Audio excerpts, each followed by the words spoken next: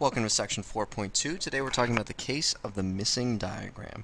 And the whole point of this section is that we will have information given to us, but we're not going to be given a diagram. So this is going to vary a little bit from what we're used to. We're used to having a picture, we're used to having given information, we're used to having a proof statement. Here we've got to determine those pieces. And there's basically three different types of problems we can look at. The first type is the more basic type. The directions say draw a diagram, write given and proof statements based on your diagram, but do not write proof. So we're not going to be doing the proof part of this today, we're just setting this up. So this is the first type because they tell us what's given, they explicitly tell us this is given, and the same thing with the proof. They're telling us exactly what we need to prove.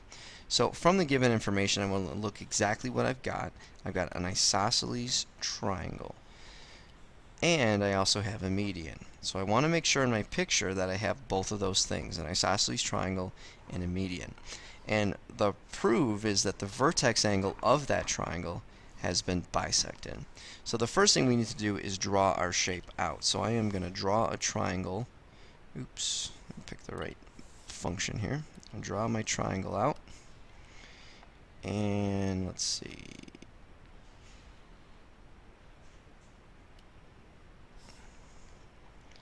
There is my triangle. I'm going to move it so we can actually see it. And inside that triangle, I need a median.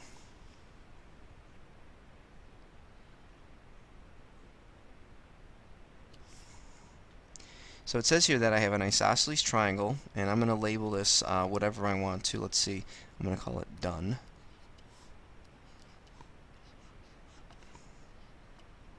So you want to make sure that there's no repeating letters and that it's very clear what we are labeling. So my given information is that I have an isosceles triangle. And if you notice, anytime they give us isosceles triangle, they always tell us one other important part. Where is the base? So if you are given an isosceles triangle, you want to tell us where the base is. So I know that triangle DOE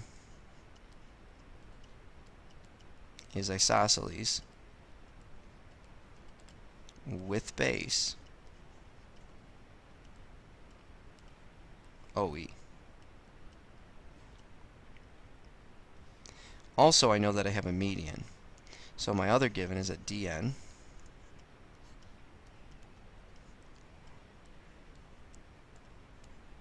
is a median. And I want to prove, so I've taken care of all my given information now, that my vertex angle has been bisected. So first I've got to figure out where my vertex angle is, and that's an angle that's going to be between these two congruent sides. So that's angle D. So I'm going to prove that angle, or DN, bisects angle ODE. And that's it. I've set up exactly what I need to. I have a diagram labeled with points. I have my given information based on that diagram, and I have a proof statement based on that diagram and the information that I was given. And the second type is still a relatively easy one. It's an if-then form. If this is true, then that is true. And the comma that we have is the separator. And generally speaking, anything before it will be your given information. And anything after that will be what you're trying to prove. So based on that method, it says if two sides of a triangle are congruent. So we know we have to have a triangle. I'm going to draw a triangle.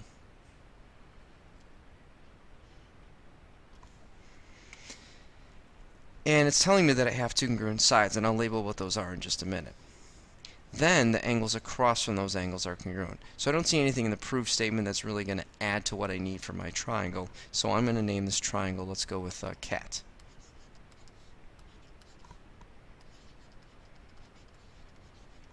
My given information is that two sides of a triangle are congruent. Notice it doesn't say anything about the word isosceles. It just says two sides of a triangle are congruent. I'm going to pick the two that I want. I'm going to go with CA is congruent to CT. My proof is that then the angles across from those angles are congruent. So if I mark this up, I go all the way across, I get angle T. All the way across, I get angle A. My proof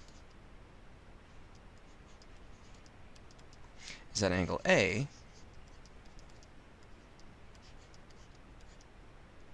congruent to angle T. Given information, two sides of a triangle congruent, prove angles across from those are congruent. And that's exactly what I'm trying to do here.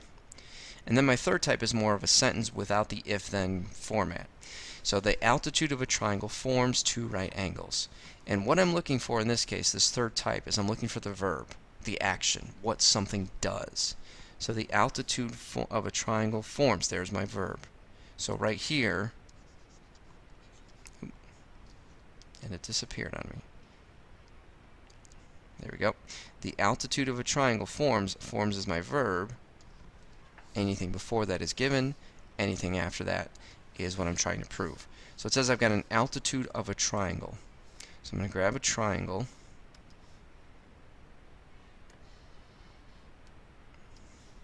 And I need an altitude. So I'm going to draw a segment that appears to be an altitude. Pretty close. Let's try that again.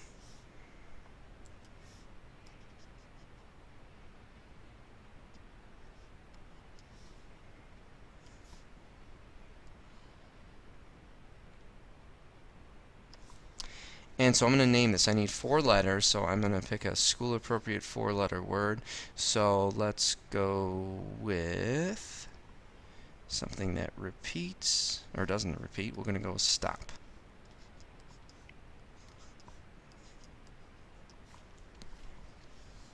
Altitude of a triangle. So my given information is that I have an altitude.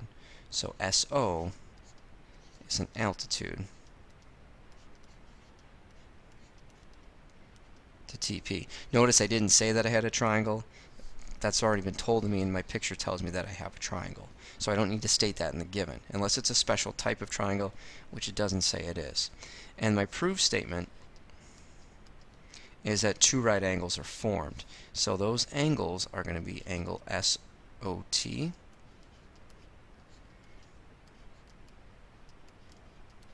and angle SOP